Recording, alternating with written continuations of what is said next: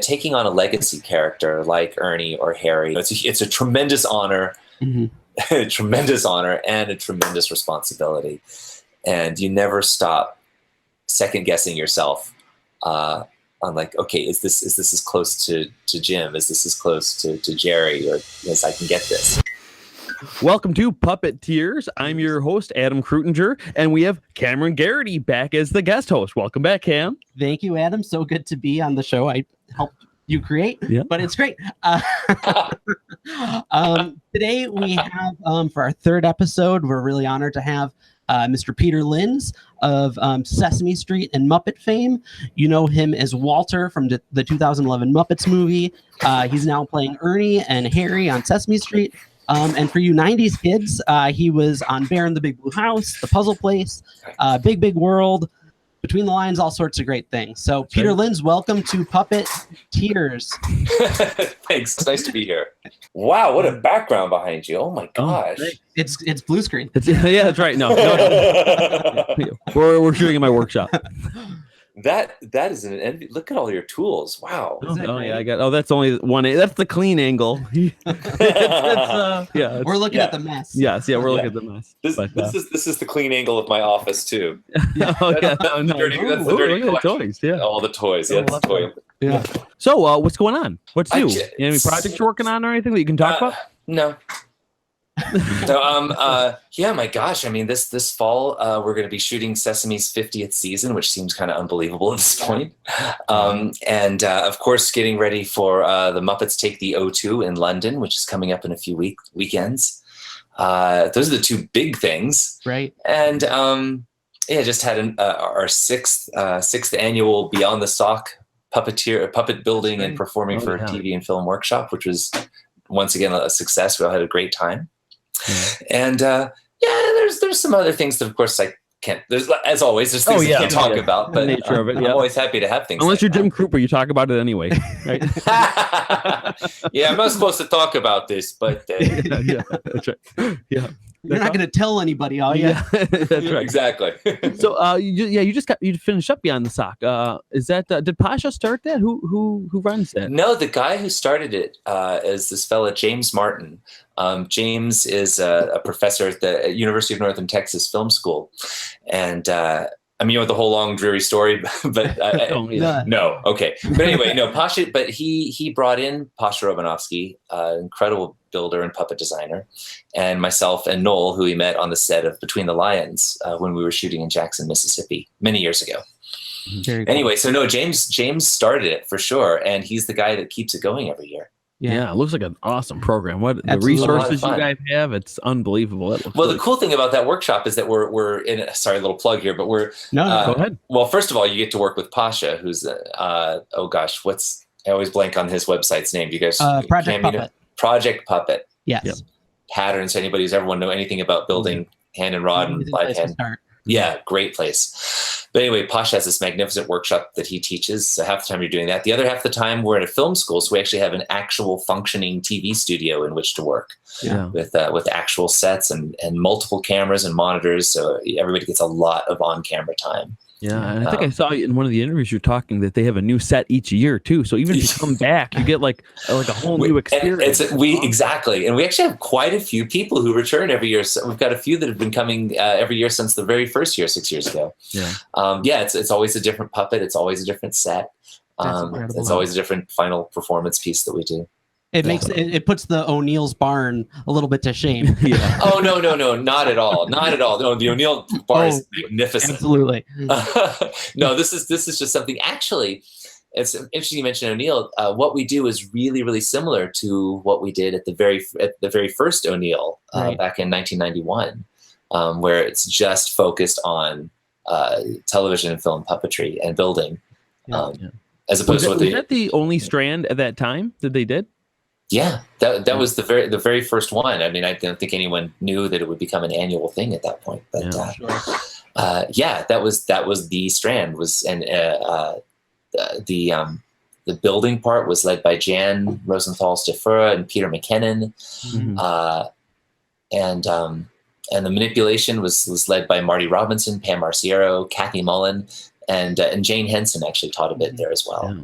Have you been back there since they built the Henson rehearsal hall? Yes. Because there's a great picture of you and Tim Lagasse. I'm sure you've seen it before, but it's hanging up in there, being directed by Jane, and it's a wonderful. I haven't seen the new building, and I've heard that picture's in there. Yeah. And I have been back. I was actually there very recently to see actually a piece by Marty Robinson. Oh, the Halloween Project. Yeah, exactly. Yeah, we were both there for that. Yeah, yeah. You were. Oh, not this year. When he workshopped it back in. Oh, when he workshopped it. Cool. Yeah, right on. Yeah. Hey, were you in it?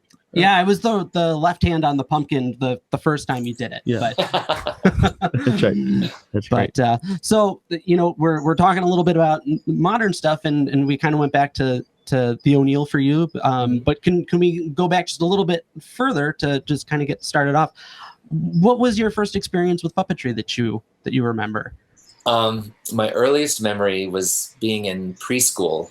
Mm-hmm. And being outside. There was this lake called Lullwater in Atlanta, and the preschool had this little squirrel hand puppet, and I just remember I had so much fun playing with this thing. And apparently I was I must have been like 4 or 5 years old, but I remember performing it for my friends, the other little kids. I was a little bit shy, but I could do anything with this puppet and crack them up, and I loved that feeling. So that's my earliest memory. And then of course just growing up watching Sesame Street and later The Muppet Show. Mm-hmm. You were one of those obnoxious puppeteers who was born into it, not anything else. I'm one of those obnoxious puppeteers that has zero marketable skills. I do one thing well, and I'm just really, really lucky that there's a job for me for my really bizarro skill set that and you do it really well. Yeah, you do. Yeah, well, you know what? So a lot of young people start off using puppets and toys like that, kind of like you described. At what point did you realize, like, hey, this is what I want to do? Like, was there a certain moment, like the first time you actually performed it in front of a small audience, and you no, because I did. Yeah, no, I mean, I did puppet shows since I was like, I don't know how old. I was a really little kid doing shows for family and friends, and I got paid for doing a little girl up the street's birthday party. The mom gave me an envelope with $10 in it. I was like, I asked my mother, why did she do that? Well, you did a service. You performed entertainment for the birthday party for Kathleen's party. So, yeah, but I had fun. They shouldn't have to pay me. I had a good time. Growing up in the 70s, I mean, I've told this story many times. Just I used to watch a lot of television, and I'd see a lot of parents just like, oh, I've got to go to work. Oh, my job. And as a kid, it got me thinking, well, why do you go then? I mean, it's gross oversimplification, but I was a child. But it got me thinking, well, what do I want to do when I grow up? That I want to have a job that I want to go to. Right. I thought, well, of course, puppets. I want to work with the Muppets. I want to work with Jim Henson on Sesame Street. Mm-hmm. And there was a brief time when I kind of forgot that, like junior, senior year of college, like, well, I got to get a real job, so I'll go get a degree in psychology and use puppets in family therapy. Mm-hmm. But halfway through my junior year, I was, started taking some upper level psychology classes. Like, this sucks. I just want to play with dollies on TV. That's awesome. It sucked for me. It doesn't suck in general for me. Of course. Not so much. So, if you didn't make it on, into the career that you are, though, is there anything else you could see yourself doing? No. You had no choice, really. There's nothing else. No, I really didn't. Like I said, I'm unskilled. My wife and my late wife and I, a year or two after we got married, we got to go to Sonoma, California. Mm-hmm. And it's a beautiful, I mean, there's the wine country and everything, but the village itself of Sonoma is gorgeous. And we both fell in love with it. Mm-hmm. But she's like, yeah, but she said, I could be a teacher here, but you'd have to bag groceries. I mean, you can't, have no skills. It's funny you said Tyler Bunch is a wonderful actor and puppeteer. Yeah. His father used to be an acting teacher among many other things, and he used to tell his students, if you can imagine yourself doing anything else for a career other than acting, get out of here. Yeah. Because the only way you can make it in this is if you can't imagine anything else. Wow. Yeah. And that's how I've always been. Did you ever think about acting either? Oh, as a person actor? As an actor at all? I mean, I am an actor, I think of course, puppeteers are, but as a flesh actor, the meat puppet, and the meat puppet, right? Right. I mean, I did that in high school. Yeah. And I was president of the drama club and all that. Not so much. I mean, other than my turn in Unbreakable Kimmy Schmidt and Muppets from Space. That's right. Yeah. Even Kimmy Schmidt, though, you were like, that was you were a puppeteer in that Dolphin. Well, yeah. That was actually a really cool bit of. I always tell everybody, like, they're leading the Dolphin, not the other way around. Yeah, that's right. Oh, totally. Yeah. No, that was just a 100-pound fiberglass and silicone dolphin. Yeah, this is a big prop that you were just wiggling around, right? Yeah, that's right. Yeah, basically. Yeah. I mean, you know what? If someone wanted me to give it a try, I totally would. Yeah. I mean, hell, I did it. I did on Avenue Q for 2 years. You know, when I was covering all the men, including there's a human role that's not a puppeteer. So I've dabbled throughout my career, but I really like the freedom that comes from me being hidden and being able to channel all that energy and fun and emotion and feeling through this. I don't know. It's a little safer feeling. Well, then let's get into the nitty gritty a bit, because your sort of breakout would have been doing Sesame Street. That is break into the industry. That was step one. And so what was that like to be such a fan and to then be on that show? Because I'm sure for the first couple of years, and maybe even still now, you're just geeking out that you're even on the street, let alone working there. Yeah. Oh yeah, that's a great question. Yeah, first couple of years, first season especially, I was terrified. I mean, and I only worked, when I say first season, back then the show shot for like 6 or 7 months out of the year, and Kevin would bring me in for 1 or 2 days every 2 or 3 weeks. And just to clarify, this was Kevin Clash, who played Elmo and was the Muppet Captain for quite a long time. That's right, for many, many years. Kevin, as I've told him a number of times, he was my mentor and tormentor. Yeah. But that first season, oh my gosh, I was working alongside my heroes. Yeah. And it was terrifying. I remember I would go home at the end of every day with a headache because I was freak myself out about don't blow this. Don't suck, be as good as you can. I put a ton of pressure on myself. And what was the first thing you did on it? Do you remember? Yeah. Well, I don't know the very, very, very first. I mean, the thing that I was brought in for was the fly monsters. There were these 3 monsters, 2 tall ones and 1 short one, and they had the long stretch. It was like Fuzzy Funk and I don't remember the guy's name. I can picture it. We'll throw a picture up on. Okay, good. Yeah. But Kevin, you would be all in black, right? That's right. We were completely in black hoods with our eyes screened out, watching monitors off to the side, and the tall guys. I think Kevin had his feet into the pup. There was like rods coming out of these shoes that went into the puppet's feet. And he had one hand on the body and one hand doing the head, and then I would be operating the arms for his character. Okay. And, there's another character like that David Rudman performed, and the little guy was Joey Mazzarino and several other people. That was what I was hired for, but one of the first things I think I ever did on the show was actually 2 characters at once, which was in the deep end. That is right. Oh my God. Terrifying. It was these bugs, the Bugtown Boogie, something like that. They made it into an insert years later where Ernie is peeking into a hole in a brick wall, and he peeks in the wall, and you see all these these bug puppets like dancing twiddle together. Bugs? Yeah, but they weren't twiddle bugs. They were just hand puppet bugs in general. I think if you when you edit this together, look up Bugtown Boogie. I think Sesame Street Bugtown Boogie, and I was just petrified. And Carolee Wilcox was the Muppet Wrangler back then on the show, and we did it once, and she came up all excited. That was great. I was like, oh, okay, I did it. But she said, smile.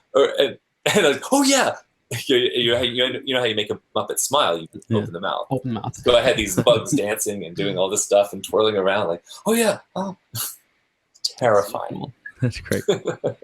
So then it sort of happened. The Puzzle Place, Bear in the Big Blue House. So Bear was probably the biggest next project after Sesame. After Sesame and Puzzle, because Puzzle was the first time. Puzzle Place was the first time I had my own principal recurring characters. And then, but yeah, Bear was the third big thing that came along for me, and it was by far the biggest success up to that point. Right.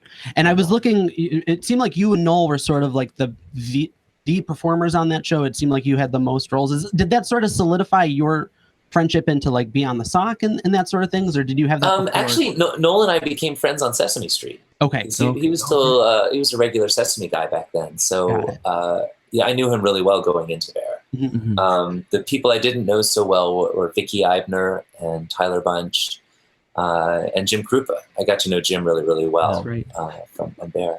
So did you audition for Bear, or did they bring you in? Yeah. No, I auditioned for sure. Yeah. I mean, it's interesting. In my career, there's been roles that I've auditioned for and gotten. And then my favorite type of auditions, hey, you want to do this? Oh, yeah. or, hey, we really want you to do this. Yeah. And I've been really lucky, and I've actually gotten a few of those. Puzzle Place was kind of one of those. I mean, I asked Kevin. I was gonna say, it sort of sounded like he was saying like, oh, we're doing a summer camp. Do you want to come in and be on Basically, I mean, a bunch of the ringers back then did the pilot, but they weren't available to do the series. And Carmen Ospar, who plays Rosita, of course, I remember saying, oh, I'm going out to Los Angeles to work on this new show Kevin's putting together and or helping out with. And I said, do you think there's any parts? She said, I don't know, you should ask him. So I did. And I remember so clearly. It's like, really? You want to do that? Said, yes, of course I want to do that. That's right. Okay, well, I mean, that's fine. I'll recommend you. You'll still have to audition for them, but you'll be fine. Mm-hmm. Okay. So anyway, terrible. What was the question? Oh, who knows? That's right. Doesn't matter. Just the details, right? Yeah. We're just kind of going through the timeline a little bit. So for people who are unfamiliar, and then it seems like Muppets from Space, was that the first time you worked with the traditional Muppet Show characters? That was actually the second. That was the most noticeable. Yeah. For sure. The very first time was actually back when they did Muppet Meeting films or the Coffee Break films. Oh yeah. Okay, I didn't realize they did those. Like even in the 90s. Yeah. Okay. They did some in the early 90s, and that was the first time I worked with Steve Whitmire and Dave Goelz. And they recreated. I can't remember the name of it. It's classic. Where the guys, the corporate guy's in his office and he's very calm, and the little guy comes in, sir, and he asks him some sort of question. And the guy it just builds and builds and builds, so he's tearing the place apart. And the little lackey guy jumps out the window. Traditional Muppet, you let it explode. A little chaos, yeah. Anyway, that was the first time, and we did a series of those. That was probably around 94, 95. Okay. But yeah, that was my first exposure to the classic Muppet guys. And then, Muppets from Space. Although maybe even before that, we did a sing-along home video for Muppet Treasure Island. And I didn't work on Muppet Treasure Island, but I did work on the sing-along VHS home video. Wow. The joys of being lower on the ranks at that time, probably, right? Oh, yeah. Well, for years, that's the stuff I did, Sure. I mean, it's only really been in the past. Well, I don't want to skip ahead too far. No, that's okay. But, Walter, when I got that role in 2010, but it's only really been the past, 2 or 3 years where I'm finally where I wanted to be. But anyway, go back. Well, and it's one of those 20 years overnight success type of things. Exactly. That's right. But so what's intriguing to me about you working on Muppets from Space, as we understand, is that you worked as you performed as Piggy for some of that, and then Frank Oz came in and dubbed that over. So that must have been daunting to say the least. It was pretty cool, actually, because keep in mind this is what I want to do. So I just mean the responsibility of it. No, for sure. There's a lot of pressure. Yeah. I think originally Steve was going to perform Piggy, and he really didn't want to. Right. And Bill Beretta, who's now become one of my best friends, but he was the puppet captain back then, still is with the classic Muppet characters, and. Steve might have said, "Oh, have Peter do it," or I might have said, "I'll do it." I don't remember exactly how it came about. Yeah. But Bill's like, "You sure you can do this? You sure you can do this?" I'm like, "Yeah, I think so. Yeah, okay." So because up until that point, I was just one of the extra guys. I was the right hand guy. I was the guy doubling for somebody else way in the back. I was the Penguins. Which I love that too. Is that moment that you made that you accepted that role? Is that how soon before filming was that? Yeah, because the way you say it sounds like it's like, oh, just throw it on Peter. Let's get going. Yeah, it was actually a couple of weeks into filming. We were already starting production. Oh wow! Oh my gosh! Holy Pull cow. that And out. yeah, Steve really didn't want to do it, and so I ended up being performing Piggy for everything except for when she's in the TV station. Anything that happens in the studio where she's on the UFO Mhm. live show, Yeah. or when she fighting Josh. From Sports Night. That guy. Yeah, that guy. Yeah. Yeah, that's actually Frank for all those scenes. But everything else outside of that TV studio is me. Wow. And Frank looped the lines. Mhm. Yeah, it was a huge responsibility. And of course, Frank never said one word to me about it because he doesn't. That's just him. He's busy directing. Yeah. So in terms of doing something like, I should go back. Did that then lead you to, once Eric Jacobson took on Frank's roles predominantly, it seems like you continued to sort of be the double for either Miss Piggy or Fozzie, whoever he wasn't performing? Yeah, that's right. Like Letters to Santa and things like that. I think it's the first time I did a lot of that. Okay. Yeah, Eric Jacobson is also a dear friend. Would often have me double for his characters. Letters to Santa, if like there's a scene that Piggy and Fozzie were both in, whoever had more lines, he would do the character. Or if the angle was on Piggy, he would do Piggy, I would do Fozzie, and then the camera would come around and shoot Fozzie, so he'd go into Fozzie, I'd go into Piggy. But yeah, I've doubled for all his characters for many years now. Mm-hmm. So you must have a really special relationship with him. I hate that guy. That guy, what a jerk. No, Well, I love Eric. Of course. And I imagine you're probably getting into his head a little bit as much as you're getting into the head of Piggy or Fozzie to do that performance. His or Frank's, Okay. I mean, and it's one of the same these days because he does such a magnificent job. Yeah. But yeah, there's a certain knack to mimicking someone else's technique. Because not all these characters move the same, and not all the Muppet performers move their characters in the same way. Yeah.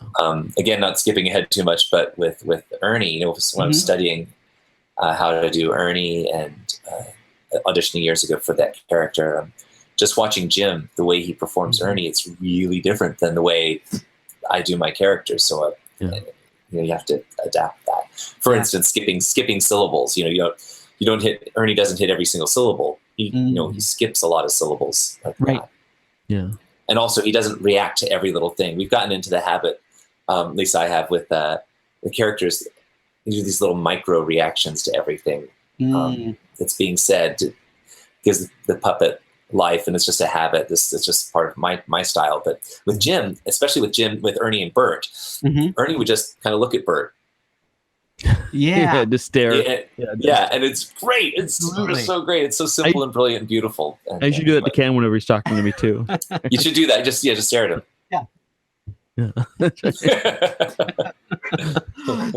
So this kind of brings me, and maybe we could sit on this for a little bit, and you've talked about it a little bit, but the difference between preparing for being a substitute on a character versus inheriting a character like Ernie or Robin or Link and Statler and all those guys, Harry versus creating an original character. Yeah. Can you talk about that difference? Because I'm sure there are all sorts of people who'd love to get just a little bit of an insight into that. I mean, you talked about studying old tape and the performers and stuff. Yeah, I mean, YouTube is such an incredible resource, right?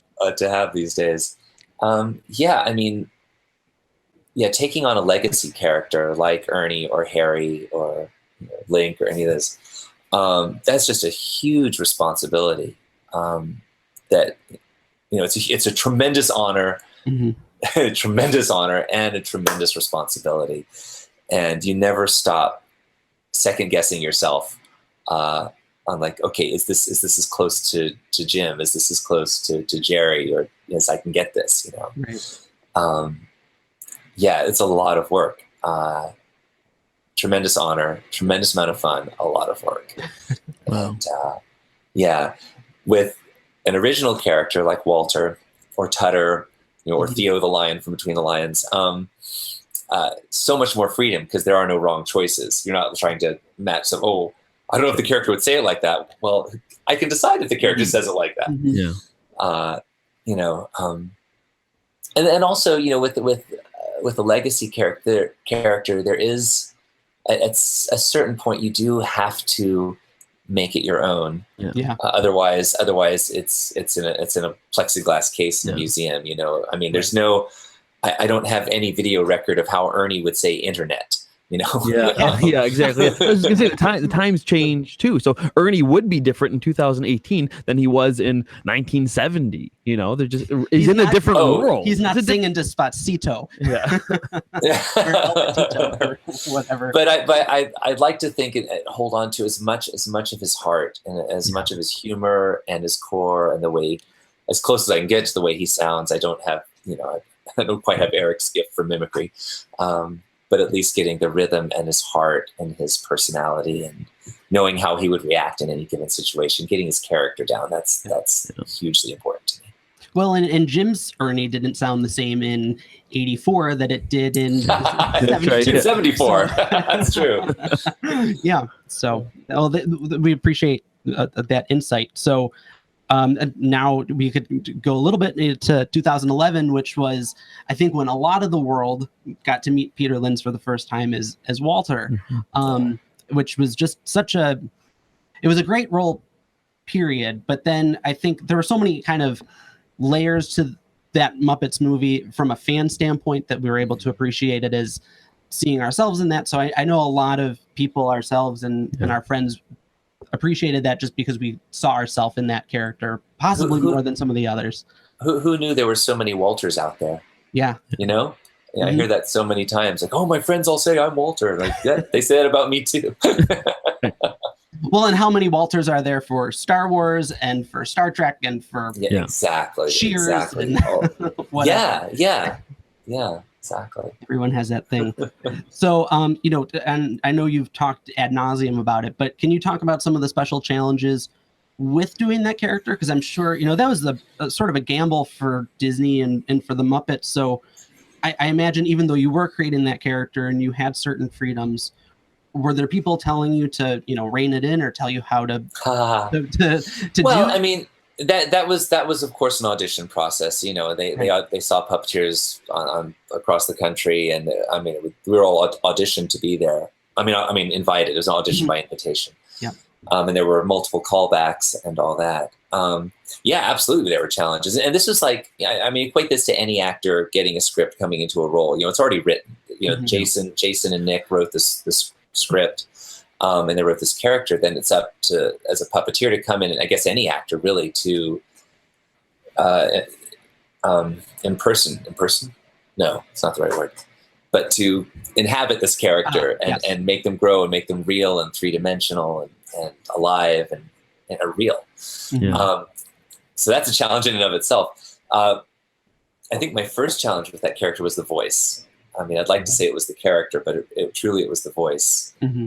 Because they had all along wanted Jason, I think it was, who said that if we were casting a human in this role, it would have been Michael Cera, the actor Michael Cera. So all my prep work was into becoming Michael Cera and watching every film, video, interview, everything I get my hands on about the guy, and then trying to imitate his vocal quality as well as his energy and all that. So that's what I did for the audition, my final audition that I got hired for.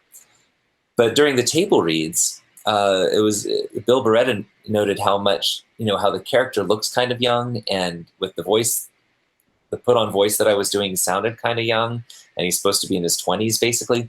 Yeah. And Bill said, Peter's got a kind of a young sounding voice anyway. He said, why don't you just try it as your own voice? And that was the first, possibly the biggest challenge I had with that character. Yeah.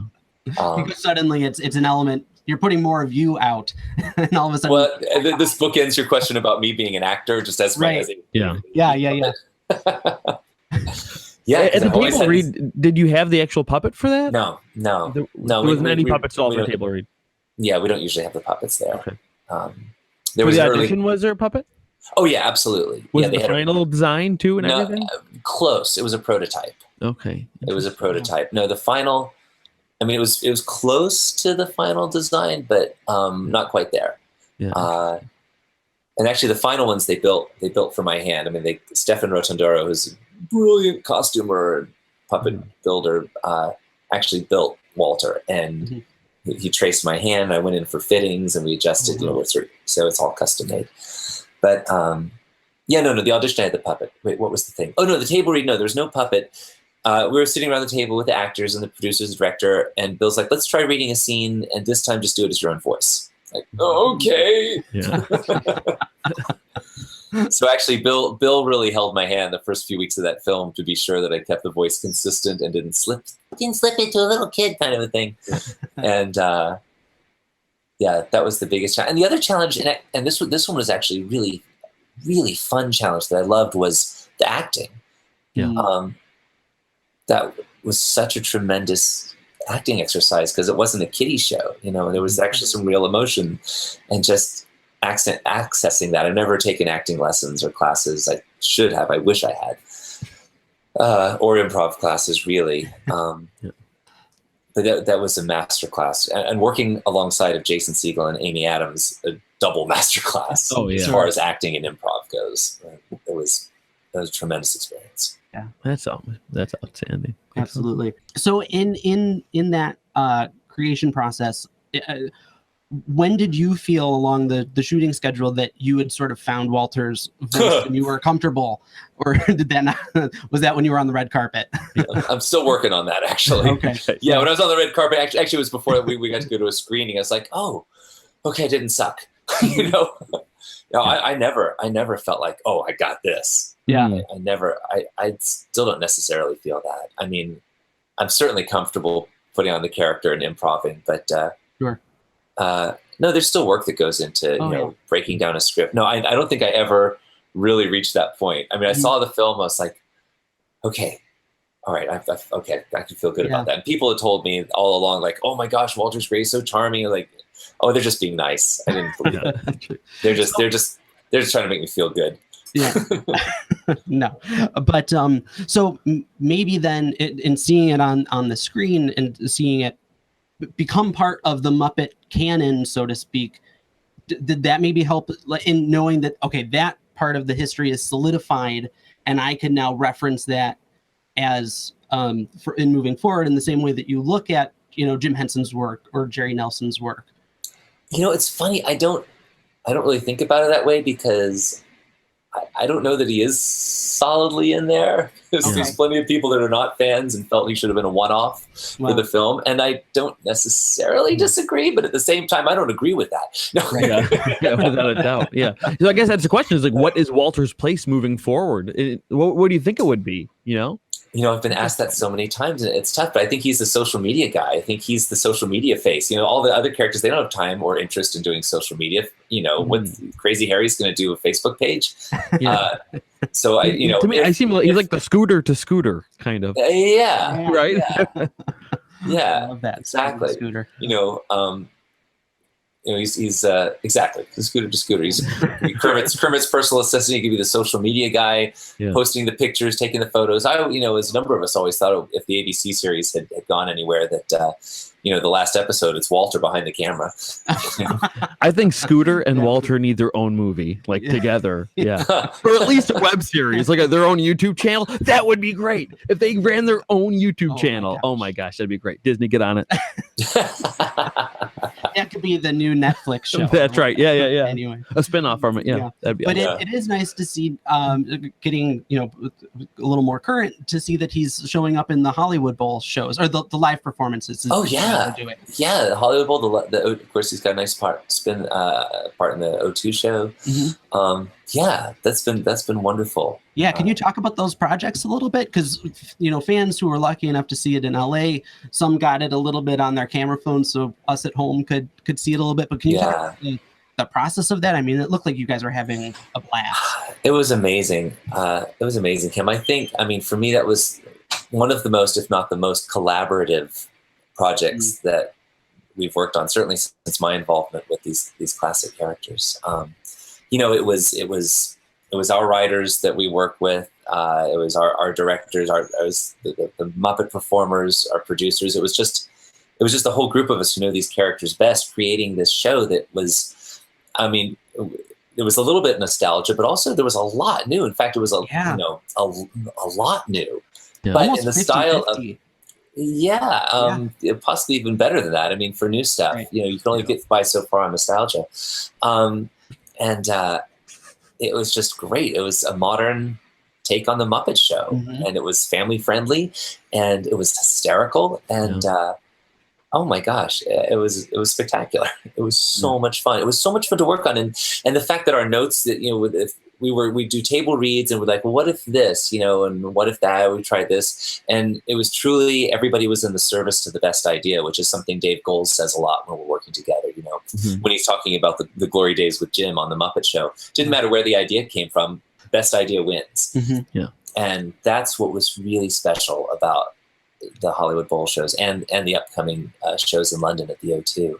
Well- It wasn't like there's no new hot shot, producer, hottest young thing in Hollywood doing their own interpretation of the Muppets. It comes from Or the from Muppets playing guys. second to the Or next second. YouTube star. Yeah. Yeah, and they're underdogs, which is what they should be. Yeah.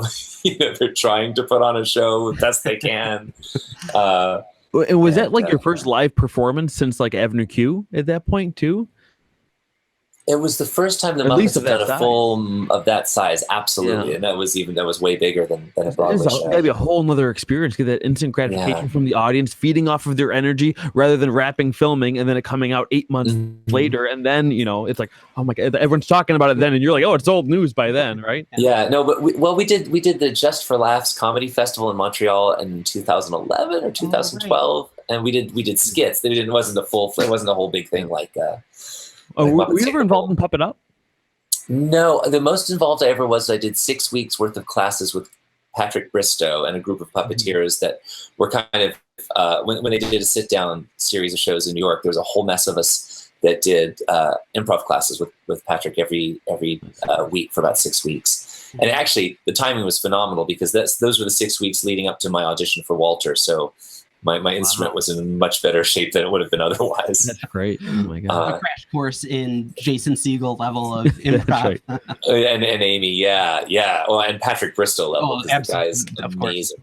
What was there? Can you give us an example of some of the improv that made it into the movie by any chance? Do you remember offhand?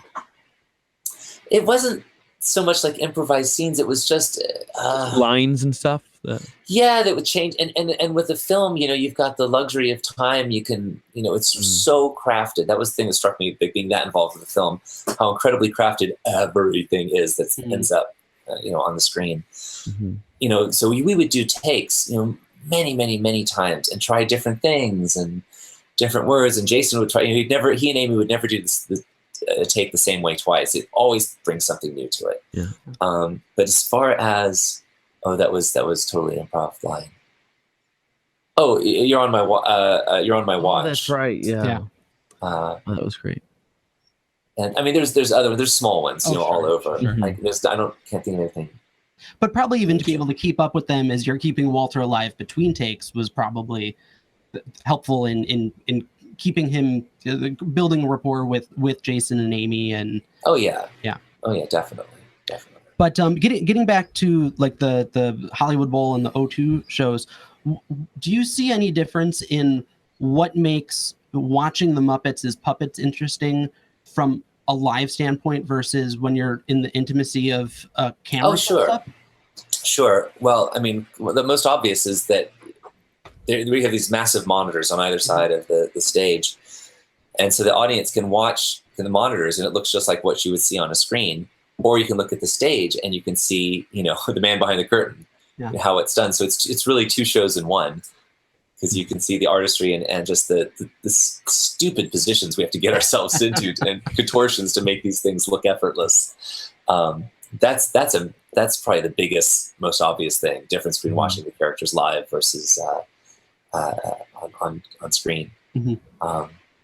What else? Just as like you said, the immediacy of a live audience is great. I want to mention one other live show we did just a few weeks ago in New Zealand in Wellington. Yeah, I wanted to talk about that too. The Jim Henson Retrospectacle. It was this 2-week festival celebrating all things Jim and his legacy and things that have come after because of him.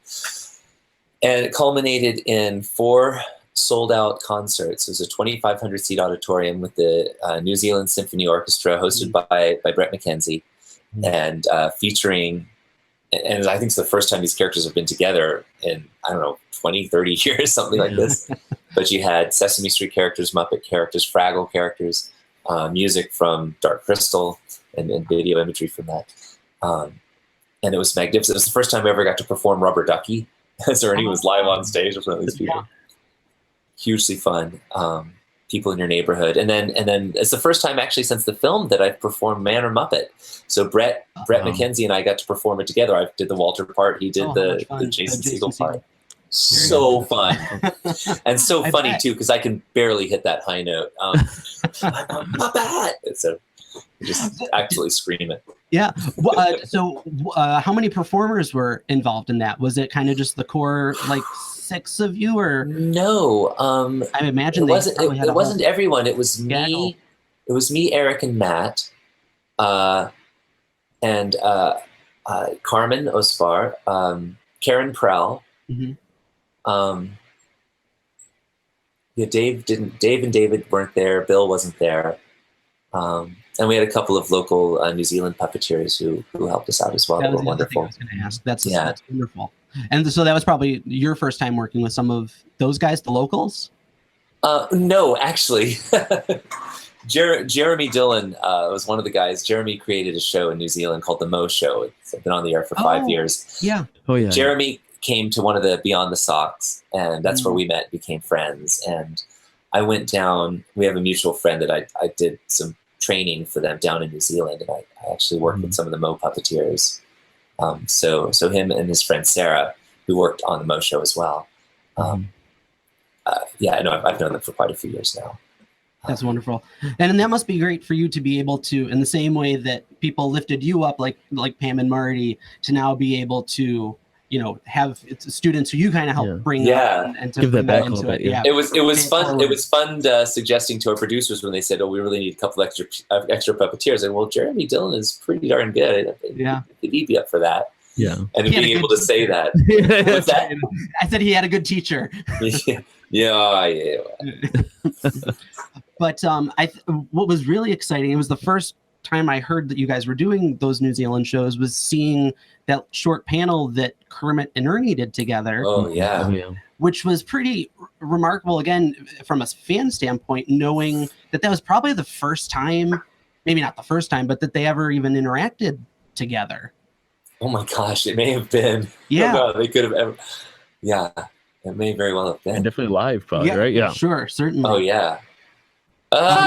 I'm glad I didn't think. I'm glad I didn't think about that on the day when it was happening.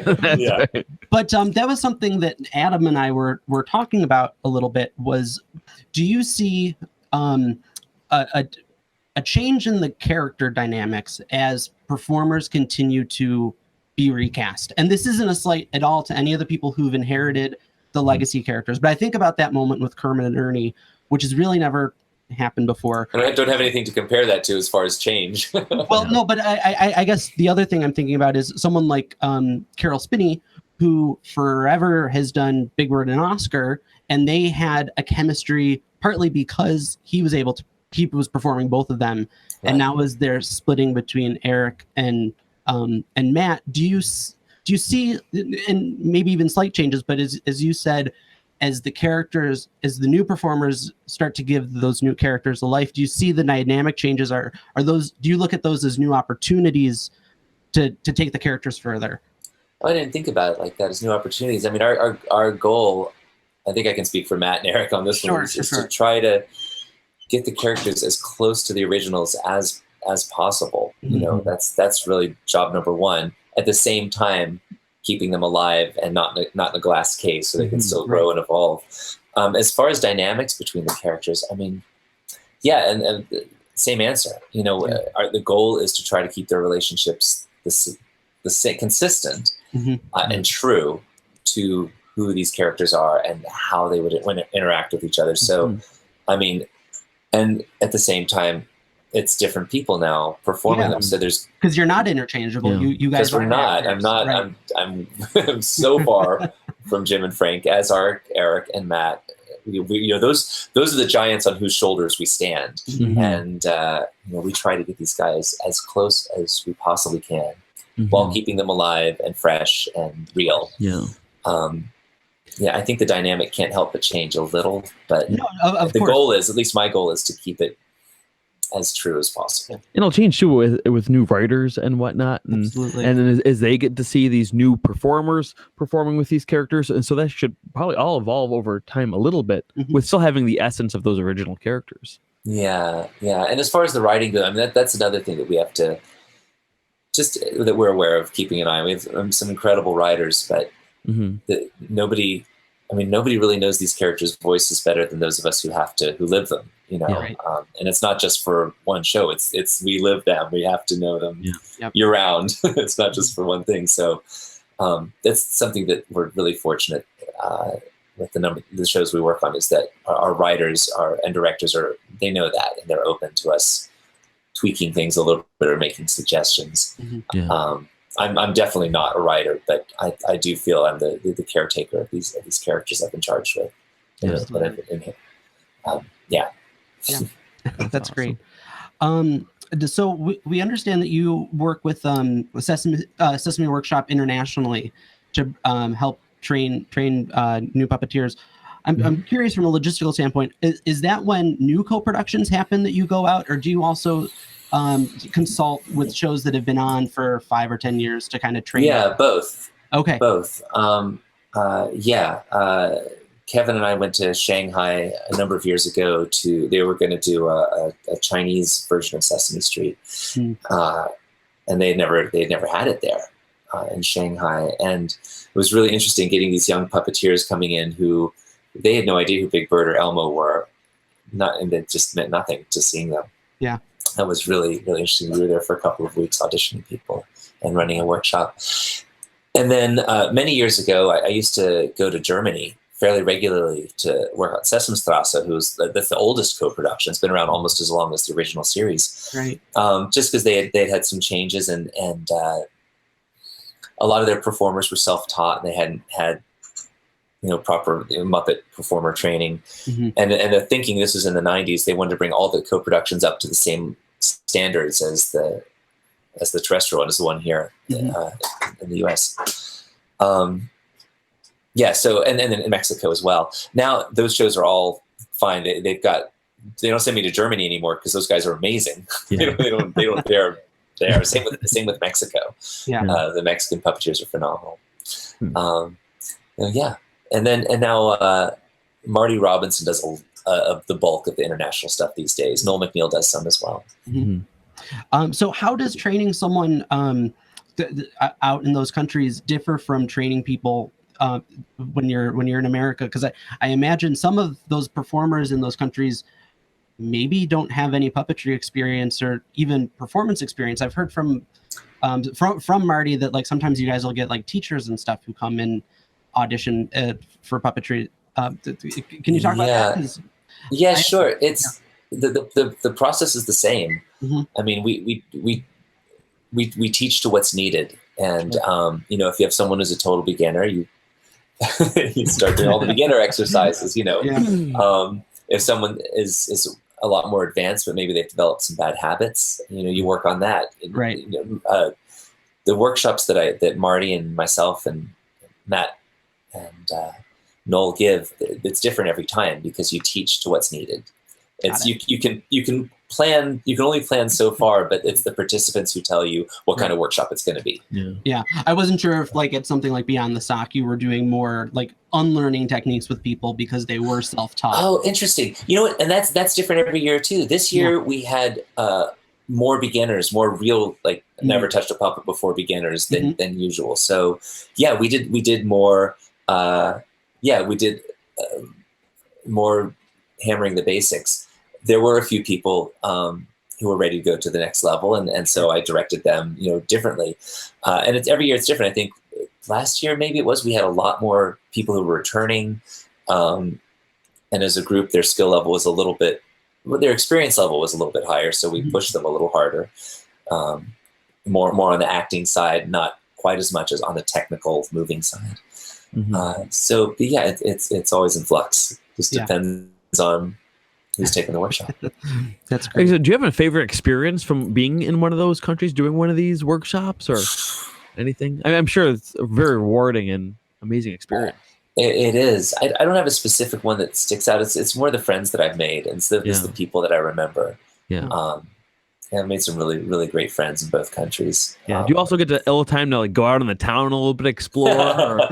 Not much. The schedule's usually pretty tight. Yeah. I mean, there's been some really good restaurants in both those countries.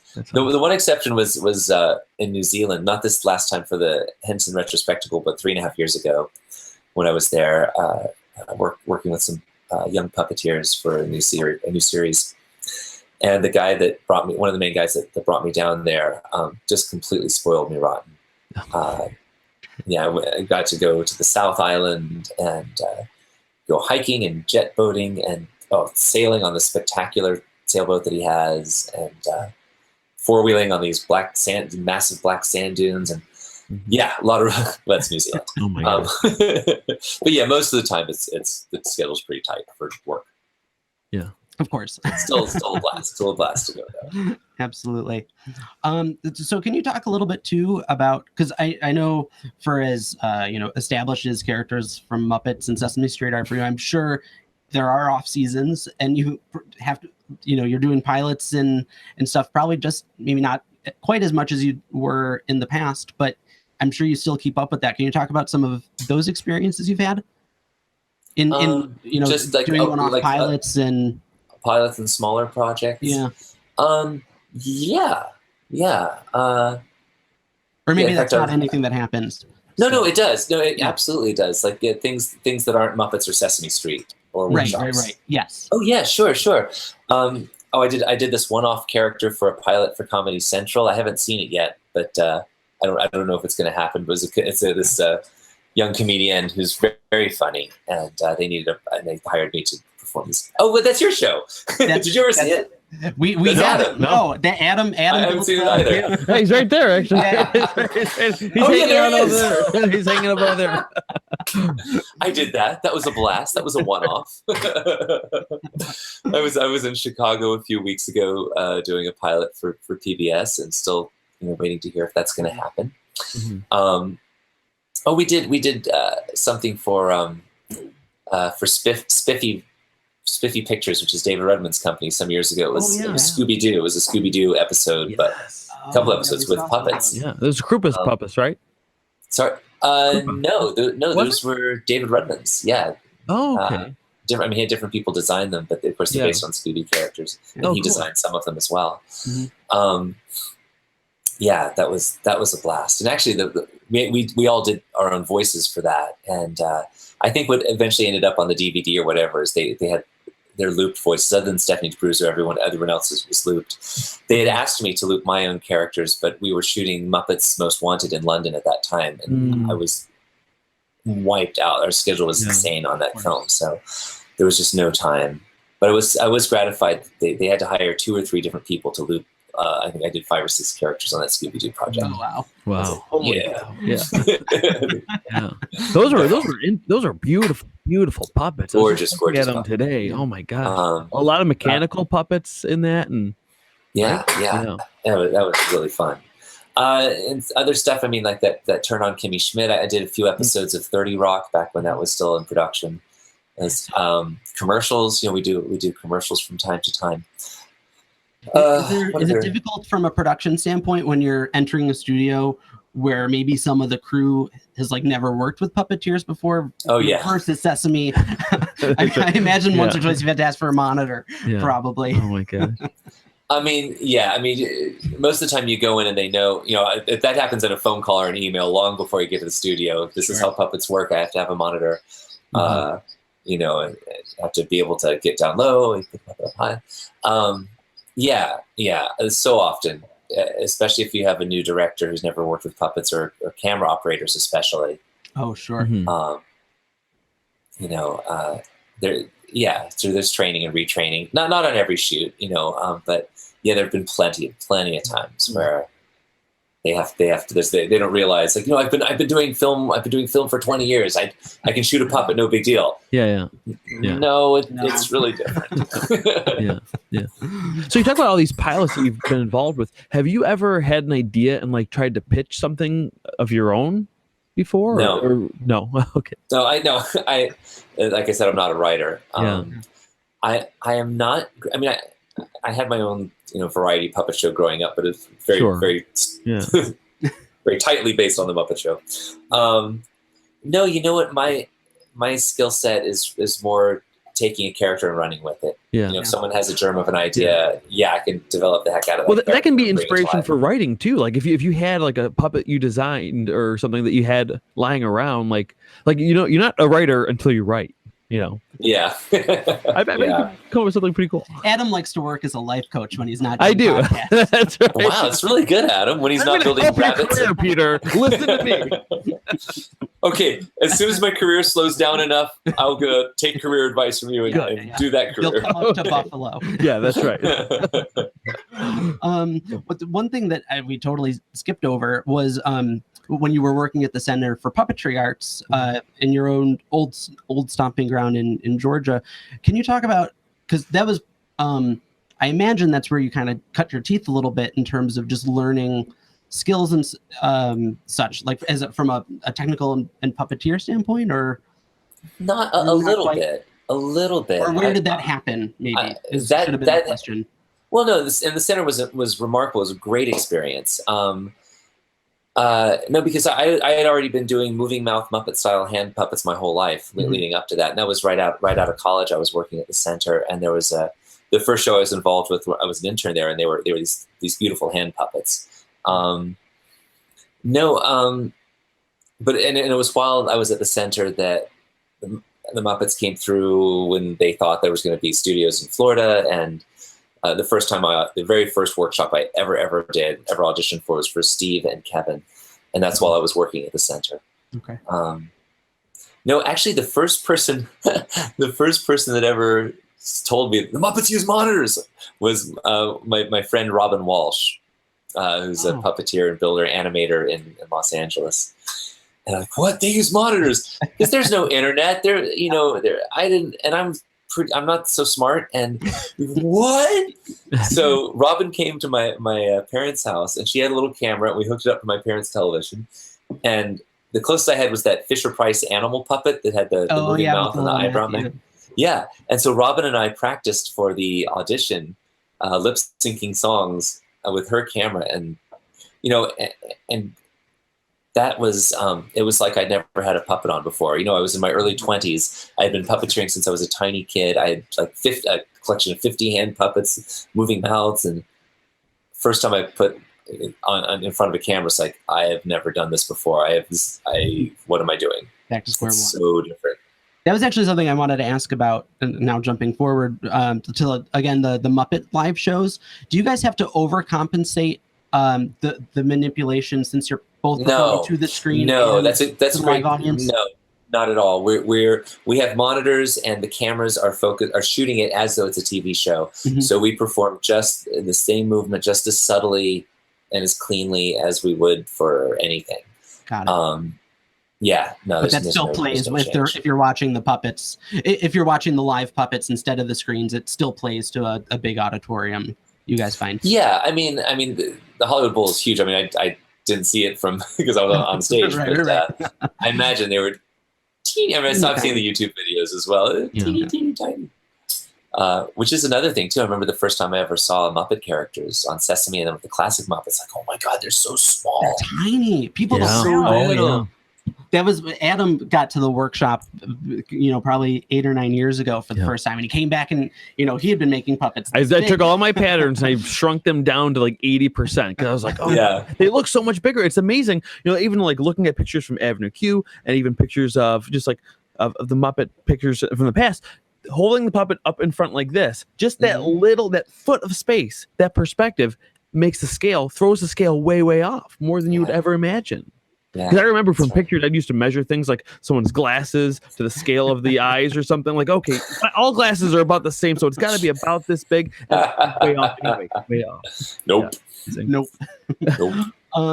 So kind of wrapping up here a little bit, but you were talking about the amount of acting and the depth of creating Walter in that first Muppets movie, and I remember I had a lot of friends who went and got to go see that who really had the idea of Muppets as being like just for kids, and they came out saying, "Oh my God, Cam, I was bawling. It was so."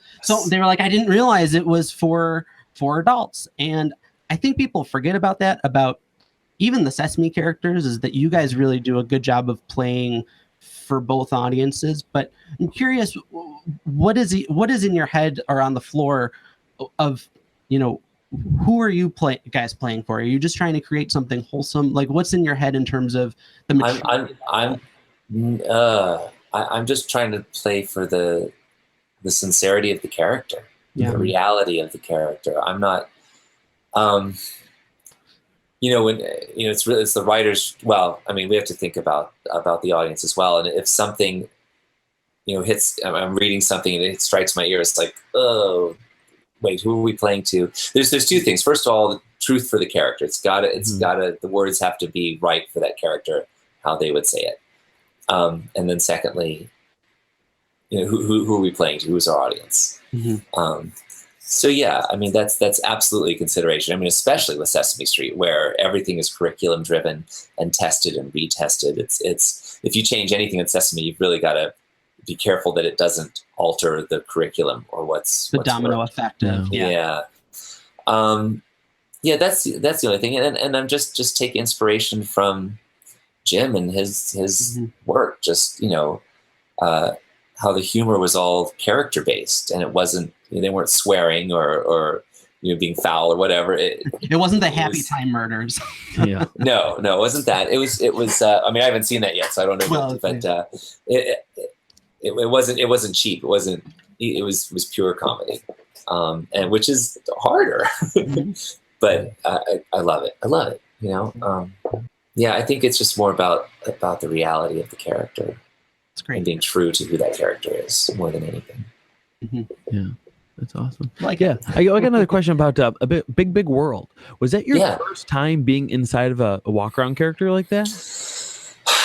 It was the first time I had a recurring principal character that was my own as a walk around. I'd been inside a couple for some of the Sesame has this big fundraising gala every year for their outreach projects, and I'd done a couple for those in the past. I know I've doubled on Big Bird quite a few times. Yeah. But yeah, that was the first time I was full time. Big difference. Yeah. Especially going from Bear to that, like it's like you almost just switch from the smallest from puppet. Tutter to Tutter, the smallest puppet, To the with this biggest. big walk around character to that. And man, what a gorgeous puppet that is. Wasn't that beautiful? Oh, long hanging fur and man. yeah. The whole Here he is. show. Oh, I got him right. Here he is. yeah, there he is. Oh my Welcome to the god. big, big world. Yeah. Yeah. I lost some weight. Yeah. That's right. You were just in the Puppet Palooza with him, right? Mm-hmm. Yeah, that looked like so much fun. And what's great about that too, and I think now they're doing it on Big Bird, is having a right-hander in a blue suit. Is Right. Is Well, that that's disorienting? No, it's actually fantastic. That's I think we did it for the first time with this guy because it was blue screen. I had my left hand and his left hand, and the second performer could go into the right shoulder, and so he was a walk around character but fully articulated. We did that every now and then with Bear, except because it was in a real set. It was usually we had this wild right arm, so if the camera was tight and Bear had to open a present, Noel could use his left arm inside the Bear, and it was usually Jim Krupa in this wild right arm, and they open the present, the hand would go down, they'd widen out, it would be the normal, regular stuffed hand. And we just think with Big Bird, especially if Big Bird's seated and myself or another puppeteer can slip behind him, we can get a right hand in there. But it's never really fully as articulated as this guy was, because we had the benefit of having blue screen. Blue screen all. When you shot that, were you able to see the environment on your monitors, or was that completely done in post? We had the possibility of seeing it real time. I think a lot of times we opted to not to, because sometimes it would create a lag. So there'd be like 10, 15 frame lag between what we did and what we saw. Now I can't remember, because I think we did it both ways. Yeah. And also on Big World, we had we had practical set pieces. There were branches and trees and things as well as the Okay. virtual environment. But it was all it was all rendered real time. Yeah. It was all in Oh, the wow. camera. There was Tyler explains this so much better than me, but there are actuator on every point of movement on the camera. There's an actuator that corresponds to the computer 3D graphic And world. maps it and Yeah. Yeah, I mean, they did the same kind of thing on Book of Pooh. They would actually scout locations in the 100-acre wood. They could scout Oh, wow. locations on Big Big World, or Oh, if they nice. needed a tree, they could just pull. Okay, drag and drop a tree there. Okay, now we Yeah. have that, Oh, that's or incredible. move a branch up and down. Yeah, Wow. yeah. No, it was real time. That's awesome. That's incredible. Who did you Uh, like? Was that a pleasant experience doing that with the? I'm sure the whole shoot was, but I mean, as far as just having no true environment that you're actually in, like, was that Oh, harder to get? It's harder. It's I harder? mean, personally, I like practical sets Yeah. better than CG sets, just because you can touch them; they're more immediate. Mhm. But it's still it's cool. It is Yeah. cool and it is fun to work in. Yeah, it's just. Well, it's then a little you different. also got to go out onto the street as well, right? And go Now out that was really fun. Yeah. that was really fun. They had a little tiny camera in his forehead, and I had the monitor on my chest. It was like, and I had to. I remember, like, if I put a person's face in the lower left-hand side of the screen that I'm looking at, it'll look like the eyes are looking right at them. So that was how I did eye focus with that. Yeah. It was like working a big, 7-foot tall furry camcorder, basically. so you were fully in the costume, or kind of like for Yeah. something for Big Bird, they'd like just take the head, right? For like, No, not usually. With Big Bird, they don't ever just take the head. It's the whole body. But he has a tie that he wears sometimes, Yeah. and the tie is actually see-through. yeah. Well, didn't he just have the head just for some talk show thing that he did, like Hollywood Well, Squares? that or was something? Hollywood Squares. Yeah, but that okay, was- that's you what- weren't- Oh, it wasn't just Yeah. the head. It was the top. It was the top half. Yeah. Right, it Okay. was Is just that the what it top was? half, Oh, not God. just the head. Oh, yeah. Not just the floating head. That'd be Yeah, terrifying. it's like- Oh, God. No, it's just Yeah, the top half. Yeah. Two more things. we so appreciate your time, but wasn't sure if the show is called Puppeteers, which is, I'm not sure if Jim Krupa ever mentioned to you the autobiography that he was hoping to write one day. We've borrowed the title from him Mhm. with his permission, but he talks about, everybody thinks, puppets are this happy sing-songy world, but for the puppeteers it's real life, and there's a dark side to the puppetry, and we weren't sure if you had a story of something that went wrong on, and this could go back to 20 when you were starting with your squirrel puppet, or if Bear ever stepped on you, or Something that just some went horror terribly story. wrong. Yeah. Yes. Oh yeah. Something a set falling over. So, Noel still gets chills when I tell this story. So we were getting ready we were shooting season 4 of Bear in the Big Blue House, and season 4 was about going out into Woodland Valley. It wasn't just the house; now it was the whole valley. And we shot a new opening for the show that wasn't the dollhouse opening up anymore. It was this whole CG world of Woodland Valley mixed in with actual physical sets, kind of like Big Big World. And there is this one shot where Bear is supposed to run up. Jack the dog is standing by. Jack the dog is a character I performed. It was originally performed for the Christmas special by Dave Goles. Anyway, I got the character from Dave. And Jack's by a fire hydrant. Bear is supposed to run in, like sing a little line to camera, wave to Jack, and then run out. So the set was not elevated. It was just in a studio. So I was basically just sitting on the floor, my hand up in the air, Jack, and behind me was this wooden platform, and the fire hydrant was up on the wooden platform. So Jack and the fire hydrant were about the same height. So I'm leaning back, fire hydrant's right here. Now Noel has to run in blind because he's got a monitor that shows him what the camera shows him, but it doesn't show him depth and doesn't show him exactly where I am. He just knows he has to hit this mark on camera in a moving, bouncing monitor. Bear said, well, usually when you're on a set like this, nothing's real, and usually you have a plastic or a mold or fake or a foam fire hydrant. Oh no. And if you would use a real fire hydrant, which is made of steel and weighs over 100 pounds, you would have it chained down or attached. But I guess because we were moving so fast or something, that didn't happen. This was a real fire hydrant on the corner of a wooden platform, and it was right above my head. And on this take, Bear runs in, and poor Noel, it was not his fault. He felt so guilty for years, I think, about this. the fire hydrant, he knocked the wooden platform. He missed the mark, and the fire hydrant fell and just grazed my head on its way down. Oh my, And if it had fallen just a little bit more to the right, it would have crushed my skull. oh my gosh. It was so scary, and Oh. I was fine. I was so lucky. Sounds like you had Yeah. literal puppeteers, maybe. Yeah. Oh my Well, I God. was okay. It was Noel had puppeteers. Noel was so upset. He Oh, was gosh. so terrified of what could have happened. And I was the guy who was living. It's like, well, I got a little bit of blood, but it wasn't. Yeah. And they took me to the hospital. Jeez. Do what? I said, don't get the blood on the puppet. Yeah, for sure.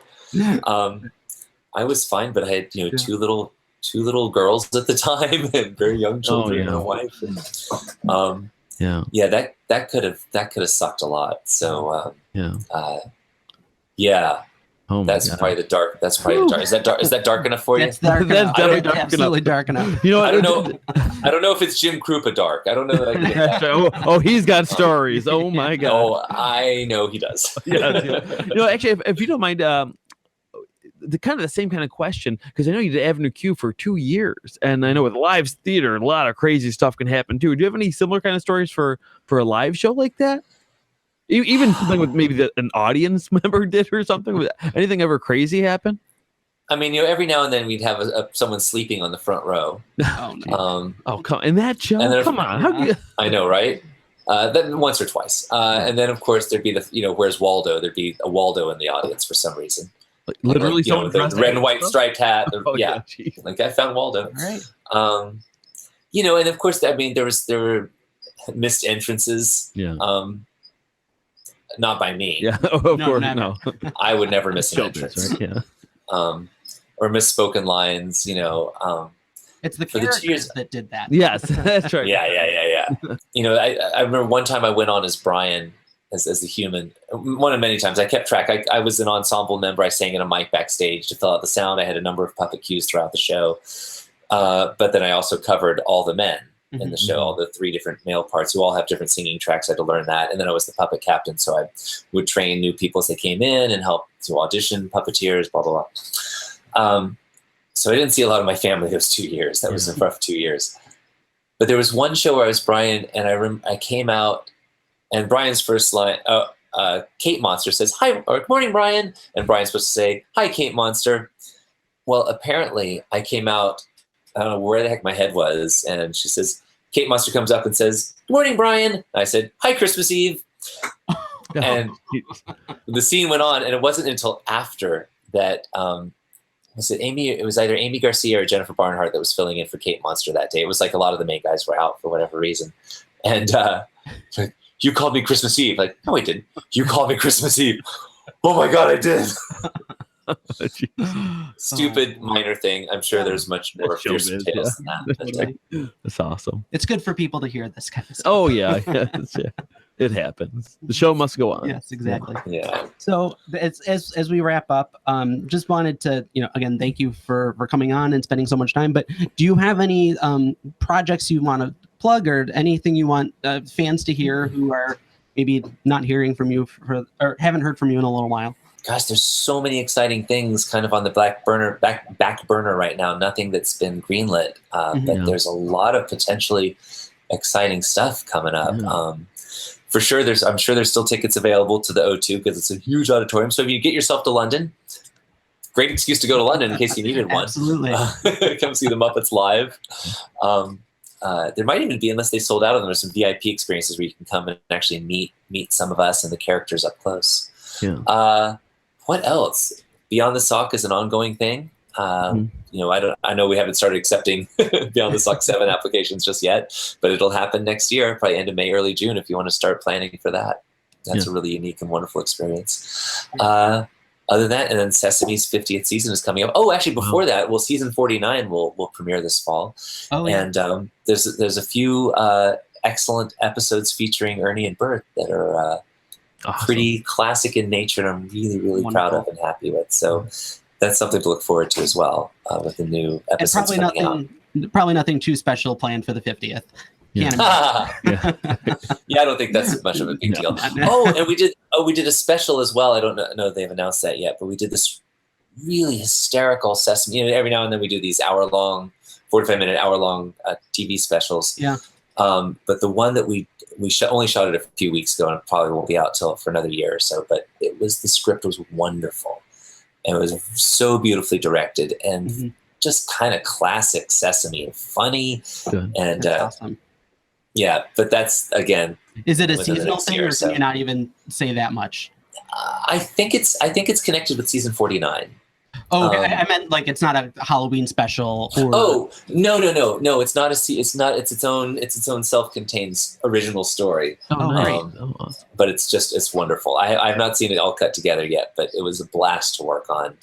And yeah, there's some really good stuff in that one too.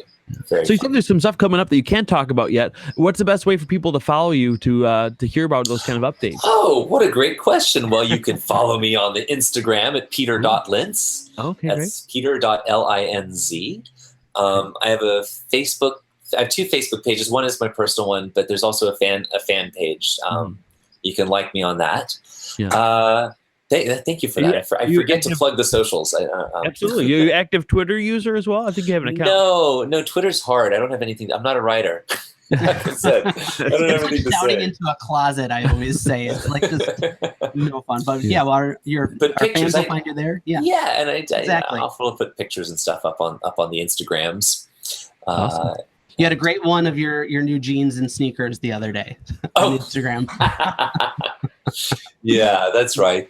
Yeah, we were shooting some content for social media stuff for Sesame Street. Oh, awesome. And yeah, actually, those are going to be pretty fun too. Some parodies. Oh, cool. That'll be coming out to watch out for. Those are. I'm sure if you follow like the Sesame Street, I guess they have a Facebook or YouTube channel or something that those will drop onto. Oh, you can see some of this guy, and maybe some of this guy. Oh, good. And, wait. Some of this guy here. Hey, probably not that Oh, guy. Jesus. All the props. Maybe this guy right here a little bit. I don't know. Leona was just at Probably should the. see some of this guy. And we should see this guy, but you're not gonna. So there.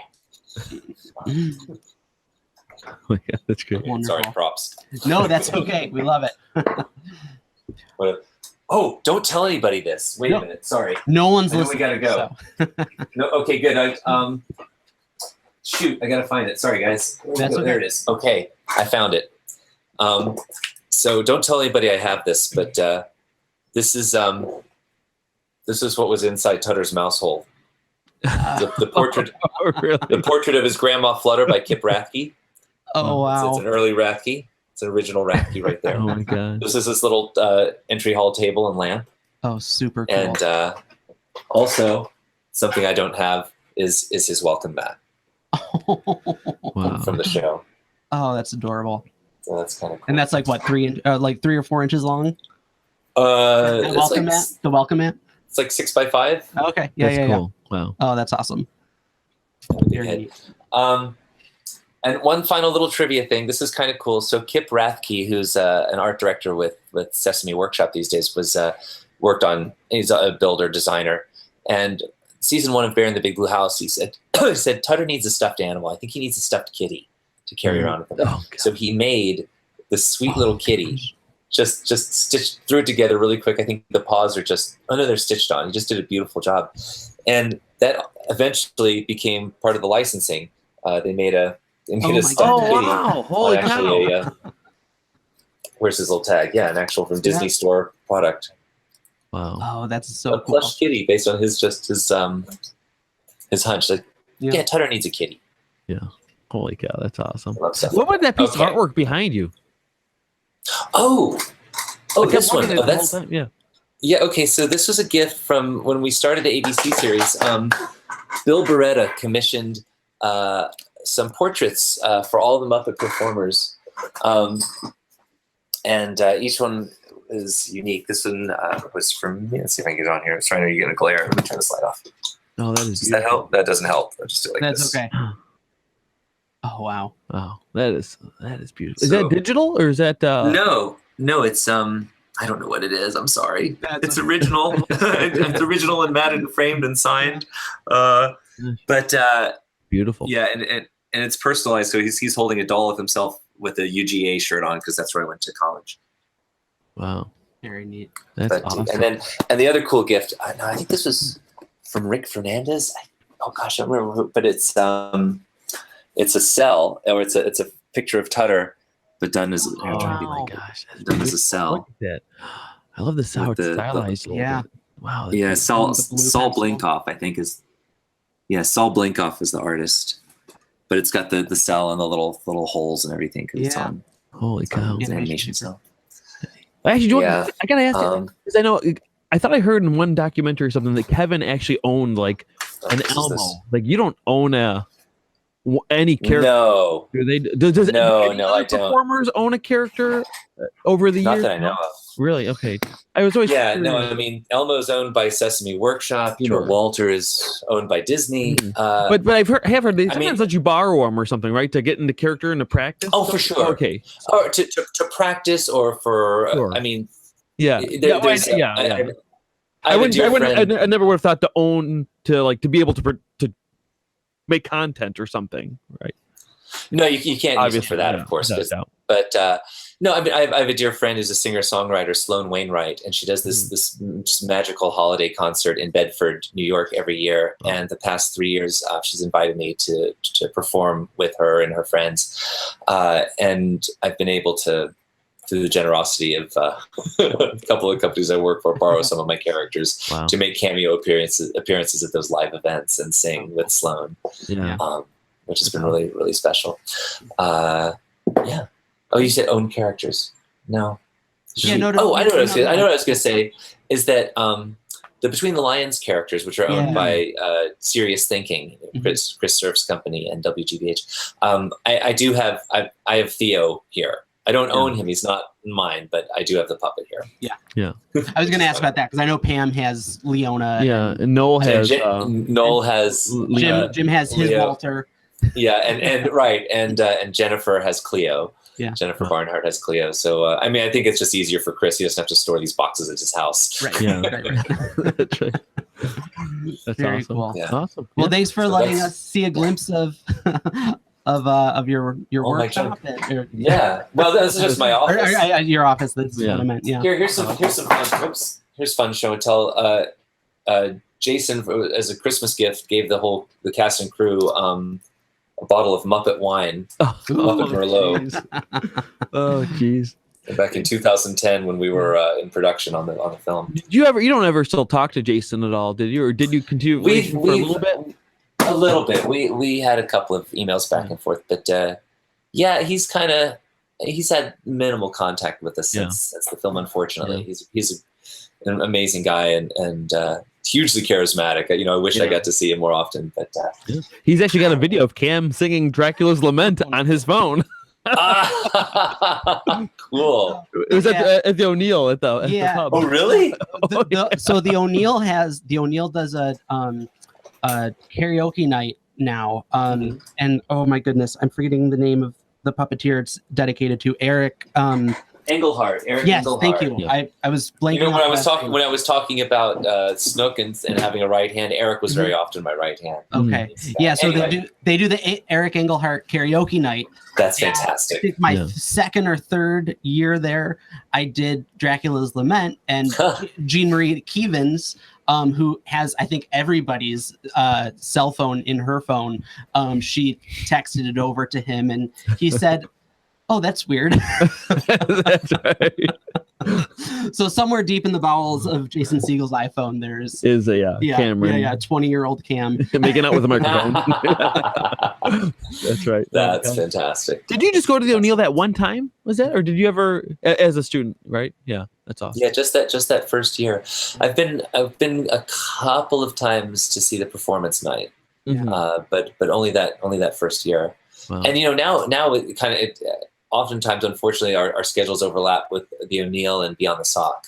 Not always. Oh, yeah, it but, is, yeah. And but with this year. Sesame too. I know a couple of times Pam's actually had to leave the O'Neill, Pam and Marty, to go and shoot. To come do something with yeah. Sesame. That's the other thing. Sesame we shoot for the season basically 6 weeks out of the year, but then there's specials, there's social content, there's occasionally commercials, there's And there's all kinds of things that crop up throughout the year. The outreach stuff, that Sesame and communities, which is so great. Anyway, blah, blah, blah. Very Yeah. cool. Is anyone going to watch this, guys? We've been rambling on for like an hour.